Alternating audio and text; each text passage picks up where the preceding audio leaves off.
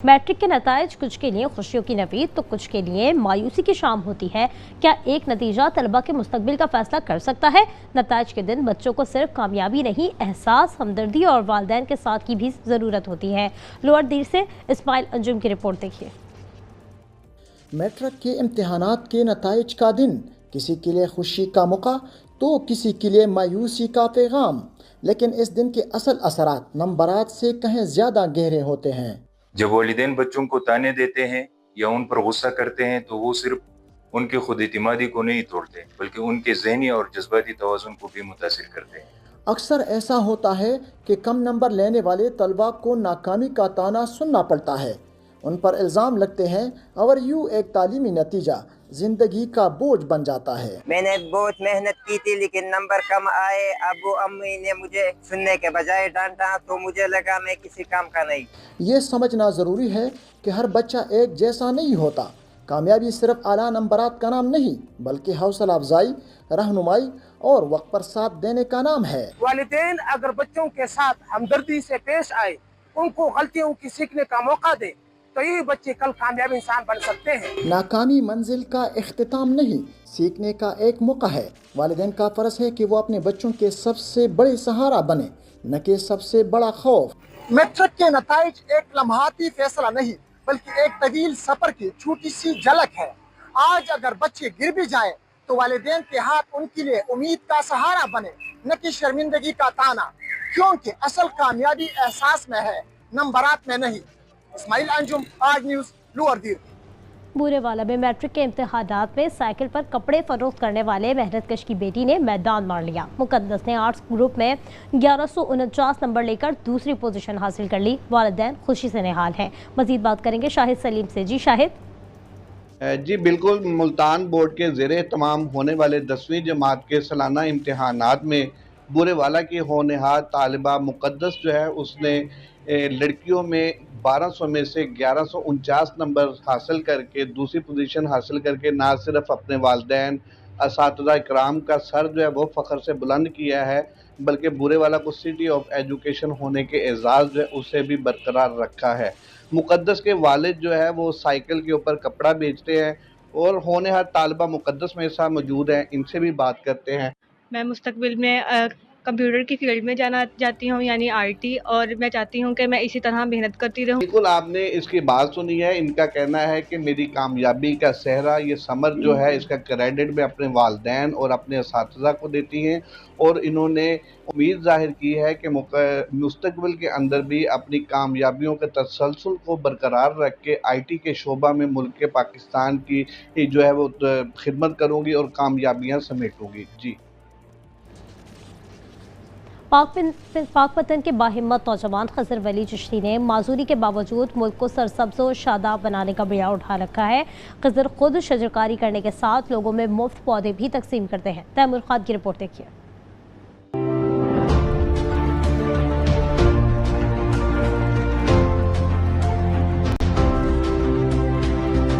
मजदूरी के बावजूद अपने मुल्क को सरसब्ज बनाने के लिए कई सालों से कोशिशां ये हैं पाकपतन का सपूत खिजर वली चिश्ती, जो कि अब तक मुल्क के मुख्तलिफ हिस्सों में 1,52,000 से जायद पौधे लगा चुके हैं। मैंने कभी ये महसूस नहीं किया कि मैं मजदूर हूँ। जब देखा कि हमारे मुल्क में क्लाइमेट चेंज हो रहा है और इस पे लोगों को नहीं पता तो मैंने एक इस पे शौरी मुहिम शुरू की। फिर मैंने प्लांटेशन शुरू की और 2017 में जाके मैंने अपनी एक फ्री नर्सरी बना ली जहाँ से लोग बिल्कुल मुफ्त पौधे हासिल करते हैं। खिजर वली चिश्ती अपने इस मिशन को पूरा करने के लिए एक नर्सरी भी बना रखी है जहां से वो लोगों को मुफ्त पौधे देते हैं। इनका कहना है कि सब मिलकर कोशिश करें तो आने वाली नस्लों को मौसमियाती तब्दीलियों और आलूदगी के असरात से बचाया जा सकता है। मेरी कोशिश है कि मैं आगे लोगों को ये समझाऊं कि फलदार पौधे प्लस नेटिव प्लांट जो हमारे मकामी पौधे हैं वो किसी भी शहर का मकामी पौधा अलहदा हो सकता है, उस पर हमने काम करना है। उससे हमें इकोसिस्टम को ज़्यादा फ़ायदा होगा, हमारे परिंदों को उससे ज़्यादा फ़ायदा होगा। माजूरी के बावजूद मीलों की मुसाफिर करने वाले इस स्कूल टीचर के मिशन में अब पूरे मुल्क से लोग शामिल हो रहे हैं। तैमूर खान, आज न्यूज़, पाकपतन। बिनाई से महरूम मगर हौसले बुलंद। सादिकाबाद के मोहब्बत वसीम की बिनाई पेशावराना उमूर के अंजामदही के दौरान चली गई मगर उन्होंने सहाफत से वफा ना छोड़ी। अहमद अब्बास रिपोर्ट करेंगे। हाँ जी, सादकाबाद में गर्मी की शिद्दत में बेपनाह इजाफा हो चुका है। हाथों में माइक उठाए स्याह चश्मे पहने अवाम के हुकूक के लिए आवाज बुलंद करने वाले ये हैं सादकाबाद के सहाफ़ी मोहम्मद वसीम, जो बीनाई से तो महरूम हैं मगर इनके हौसले पहाड़ों से बुलंद हैं। 15 साल से शुबह सहाफ़त से वाबस्ता हूँ। 1.5 साल पहले मेरी दोनों आंखों की बिनाई सहाफ़त के दौरान चली गई। मैं फिर भी अपनी सहाफ़त को सरअंजाम दे रहा हूँ। मोहम्मद वसीम माशरे पर बोझ बनने के बजाय मजलूम अवाम के हुकूक के हसूल के लिए सरगर्म हैं। मोहम्मद वसीम कमर तोड़ महंगाई में अपने बच्चों को आला तालीम दिलाने के लिए कोशा हैं। मेरे घर में 3 छोटे छोटे बच्चे हैं, उनके गुजर बसर के लिए मुझे बहुत परेशानी का सामना है। सहाफ़त के दौरान मुझे शदीद मुश्किलात का सामना भी पेश आ रहा है। मेरी वज़ीर आला पंजाब और वज़ीर आज़म से अपील है कि मेरी दोनों आँखों का इलाज कराया जाए। डॉक्टर्स का कहना है मोहम्मद वसीम का इलाज मुमकिन है अगर हुकूमत या मुखीर हजरात ताउन करें तो मोहम्मद वसीम की जिंदगी में मौजूद अंधेरे खत्म हो सकते हैं। अहमद नवाज, आज न्यूज़, सादकाबाद। देपालपुर में सब्जियां भी आवाम की पहुंच से दूर होने लगी हैं। मटर और टिंडे 600, भिंडी 200 और आलू 180 रुपए फी किलो में फरोख्त होने लगे हैं। मजीद बात करेंगे चौधरी नियाज अहमद से। जी चौधरी नियाज। जी बिल्कुल ऐसा है कि एक तरफ तो हुकूमत पाकिस्तान जो है वो महंगाई कम करने के हवाले से बड़े बुलंदोबाग दावे करती नज़र आ रही है, लेकिन अगर देखा जाए फील्ड में तो हालात बिल्कुल इसके बरक्स दिखाई दे रहे हैं। अगर मैं यहाँ बात करूँ सब्जियात के हवाले से तो सब्जियात भी गरीब और मुतवसत तबके से दूर होती जा रही हैं। इस वक्त मेरे साथ कुछ शहरी मौजूद है, IM से जानते हैं कि उनको महंगाई के हवाले से किन मुश्किलात का सामना है। जनाब जी, भिंडी का रेट पूछा है तो 200 रुपये किलो है, गोभी का रेट पूछा है तो 200 रुपये किलो है, मटर पूछे हैं तो 600 रुपये किलो, तो टिंडियाँ पूछिए हैं 400 रुपये किलो। तो आवाम जावे केड़े पासे? हुकूमत इन्ने दावे करती पी रहत होगी, महंगाई ख़त्म नहीं हुई, महंगाई बढ़ गई अगे नाल डबल। जी बिल्कुल, जैसा कि आपने जाना कि यहाँ पर मौजूद शहरियों का ये कहना था कि जो महंगाई में कमी की बजाय इजाफा जो है वो देखने में नज़र आ रहा है। हुकूमत दावे तो कर रही है लेकिन वो दावे जो है वो कागज़ों की हद तक महदूद हैं। जी, जबकि ज़िला हंगू के मुख्तलिफ फीडर्स पर 18 घंटों की बिजली की बंदिश ने मामूलात ज़िंदगी मफलूज करके रख दिया है। मज़ीद बात करेंगे तारिक मुग़ल से। तारिक मुग़ल, इलाका मकीन क्या कहते हैं? जी बिल्कुल, ज़िला हंगू के अवाम इस वक्त 18 से 20 घंटे की ज़ालमाना और गैर इलानिया लोड शेडिंग का सामना साबित कदमी के साथ कर रहे हैं और इस लोड शेडिंग की वजह से ज़िला हंगू में, टल में, द्वाबा में, बाकी इलाकों में मामूलात ज़िंदगी मफलूज हैं, कारोबार ठप होकर रह गया है। मेरे साथ कुछ शहरी मौजूद हैं।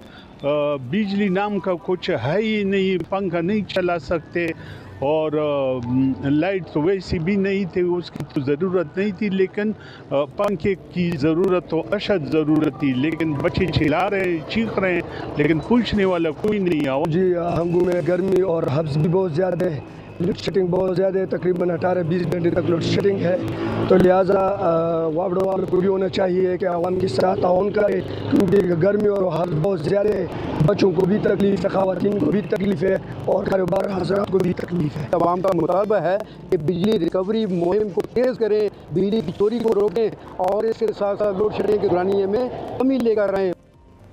झंग में रेलवे मुलाजमीन की रिहायशी कॉलोनी के क्वार्टर्स इंतहाई मखदूश हो चुके हैं, मुतअद्दिद ज़मीन बोस हो चुके हैं। वहाँ मौजूद वहीद मलिक हमें मज़ीद बताएंगे। जी वहीद। जी बिल्कुल, झंग में रेलवे मुलाजमीन के लिए बनाए जाने वाली रिहायशी कॉलोनी के क्वार्टर इंतहाई मखदूश हो चुके हैं, जिनमें से अक्सर ज़मीन बोस हो चुके हैं तो मुतअद्दिद गिरने के करीब हैं। इन रिहायशी क्वार्टर में रिहायश पजीर मुलाजमीन मौत के साए तले ज़िंदगी गुजारने पर मजबूर हैं। 1904 में कायम किए जाने वाले झंग सदर रेलवे स्टेशन के करीब तमीर की जाने वाली रिहायशी कॉलोनी मुरम्मत न की जाने से अक्सर क्वार्टर रिहायश के काबिल नहीं रहे। ताहम मजबूरी के तहत यहाँ मुलाजमीन रिहायश पजीर हैं। जहाँ एक जानिब ये क्वार्टर मखदूश हो चुके हैं, वहीं दूसरी जानिब स्ट्रीट लाइट ना होने की वजह से सरे शाम ये कानून के अंधेरे में डूब जाती है।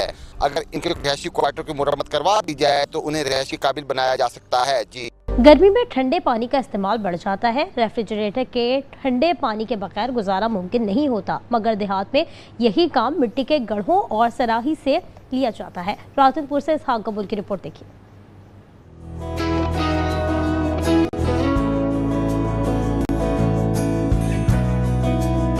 गरीब का फ्रिज, मट्टी का घड़ा। जदीद दौर में भी मटकों और सुराही की अहमियत में कमी नहीं आई। शदीद गर्मी में मटके के पानी में मिट्टी की भीनी भीनी खुशबू पानी के मजे को दोबाला कर देती है। भला कुंभार इनको बढ़ाते, भला इनको पकेंदे, भला इनकी तस्वीर है जरी ये ठंडी रह वेंदी है। गड़े या सुराही का ठंडा पानी सेहत के लिए भी मुफीद होता है।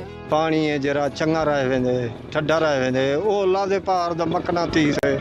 मौसम गर्मा में जहां घड़ों की दुकानों पर रश बढ़ जाता है, वहीं इनकी कीमत में भी इजाफा हो जाता है। ये देसी घड़े न ये गरीब दी फर्ज है, ही वास्ते लोग घड़े गिनते न। ये 50 रुपए वाला घड़ा ये 250-300 दा विचेंदा खड़े। आज के दौरे जदीद में मट्टी के घड़े या सुराही के इस्तेमाल में कमी तो यकीनन वाक़ई हुई है, लेकिन घड़े के पानी की अफादियत से आज भी इनकार नहीं किया जा सकता। इसहाक कबूल, आज न्यूज़, राजनपुर। नौशहर फिरोज में N5 पर तामीराती काम सुस्त रवि का शिकार है। हादसात और लूटमार की वारदातों में इजाफा हो गया है। मुसाफिर मिनटों का सफ़र घंटों में तय करने लगे हैं। वहाँ मौजूद जफर उल हक से मज़ीद बात करेंगे। जफर उल हक, बताइएगा। हाँ जी बिल्कुल, इस वक्त हम मौजूद हैं ज़िला नौशहर फिरोज़ के कौमी शाहरा पर। अगर बात करें कौमी शाहरा की तो कौमी शाहरा को नौ से तामीर तो किया जाता है, मगर काम जो है वो सुस्त रवि का शिकार है, जिसकी वजह से मुसाफिर गाड़ियों को मिनटों का सफ़र जो है वो घंटों में तय करना पड़ता है, जबकि एक्सीडेंट जो है वो भी रोज़ के मामूल बने हुए हैं। हमारे साथ है यहाँ पर जो है इलाका मकीन मौजूद है, मज़ीद उसे मालूम करते हैं। ये सड़क जो है उसकी नौ सर तामीर का काम जारी है, मगर 6 माह हो गए हैं, अभी तक जो है 1 किलोमीटर नहीं किया गया है।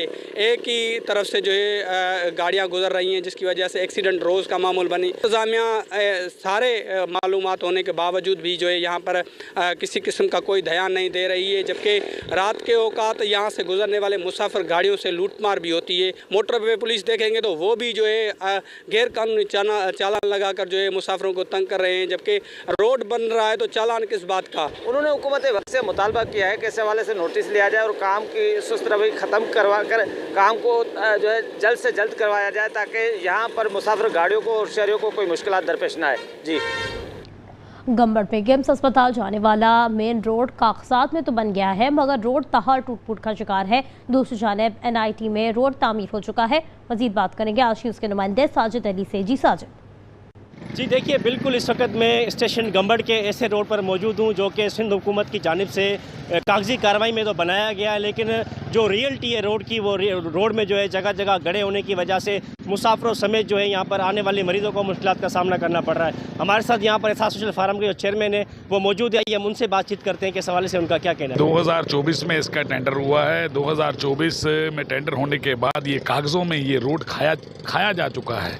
आप देखें कि इतना बड़ा इदारा है गेम्स, उसके लिए उसके शुरुआत में ही आप लोग जो से हैं एक गंदा और एक टूटा फूटा रोड देंगे। गेम्स बहुत बड़ा इदारा है, खुदा को माने, कम से कम गेम्स को ये रोड दें, और जो टेंडर हुआ है सिंध हुकूमत की तरफ से उसको आप जो सा वो ढूंढें कि किस बंदे ने ये पैसे खाएं। आपके गवर्नमेंट, लोकल गवर्नमेंट में से कौन से लोग करप्ट हैं। उन्होंने चीफ मिनिस्टर से मुतालबा किया है कि जिसने जो है इसमें करप्शन की है उसके खिलाफ इंक्वायरी करके जो है इस रोड को जो है बनवा कर यहाँ के मुसाफिरों के लिए, यहाँ के शहरियों को जो बेचैनी है वो दूर की जाए। जी, जलालपुर पीरवाला में इंतजामिया का गैर कानूनी पेट्रोल पंप्स के खिलाफ क्रैकडाउन जारी है। मुतादिद मिनी पेट्रोल पंप सील कर दिए गए हैं। मजीद बात करेंगे वहाँ मौजूद मुजफ्फर अयाज ताहिर से। मुजफ्फर, बताइएगा। जी बिल्कुल, मैं मौजूद हूँ जलालपुर पीरवाला में। अगर जलालपुर पीरवाला की बात करें तो जहाँ पर मसाइल हैं वहाँ मसाइल का हल भी किया जा रहा है। जो गैर कानूनी पेट्रोल पंप लगे हुए हैं, गैर कानूनी यूनिट लगे हुए हैं, उनका खात्मा किया जा रहा है। असिस्टेंट कमिश्नर जुल्फ़कार अली खान मेरे साथ मौजूद हैं। मज़ीद इनसे जानते हैं कि इस हवाले से इनका क्या कहना है। अजीत तहर, शुक्रिया। गवर्नमेंट ऑफ पंजाब की हदायत के मुताबिक गैर कानूनी यूनिट के ख़िलाफ़ हमने क्रैक डाउन शुरू कर रखा है जलालपुर पीरवाला में, और इंशाअल्लाह ताला हमने काफ़ी सारे अपनी तहवील में भी ले लिए हैं, और यहाँ हम जलालपुर पीरवाला में कोई भी गैर कानूनी इलीगल यूनिट नहीं रहने देंगे। जी बिल्कुल, इनका यही कहना है कि हुकूमत पंजाब की तरफ से हमें हिदायत की गई है कि गैर कानूनी पेट्रोल पंप कहीं भी ना हो, और इंशाअल्लाह जलालपुर पीरवाला में गैर कानूनी पेट्रोल पंप बिल्कुल नहीं होगा।